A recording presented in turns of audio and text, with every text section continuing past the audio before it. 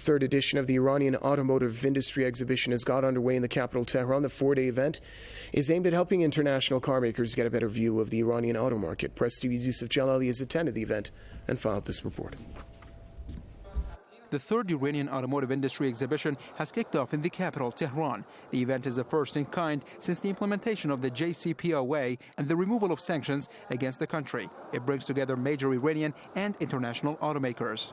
After oil and gas, the auto industry is the biggest economic sector in Iran, accounting for 10% of the country's GDP. And now that the Western sanctions have been lifted, Iran considers boosting its auto industry as a key contributor to its economy.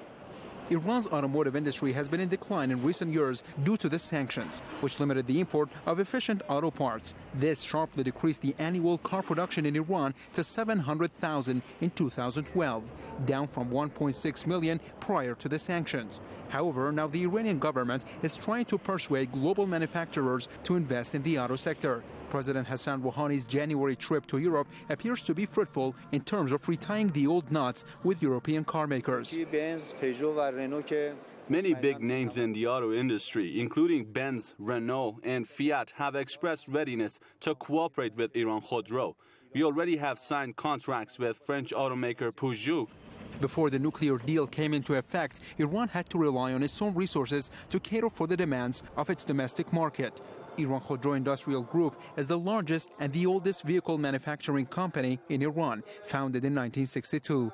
It possesses an average share of 65% of Iran's vehicle production. Iran Khodro officials say they have changed their policy and will conduct joint projects with global auto producers instead of being a mere consumer. Definitely you have to have one joint venture. That's why nowadays we have received so many inquiries from so many companies. It means the scenario completely has been changed.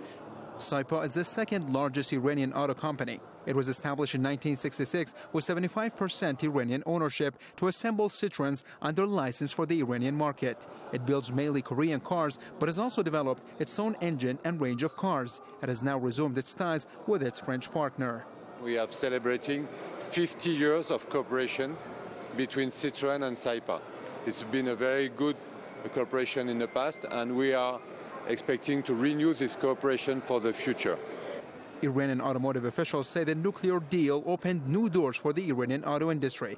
They predicted that from 2025, Iran will produce around 3 million cars annually, 2 million of them for domestic use and 1 million for export. Yusuf Jalali, Press TV, Tehran.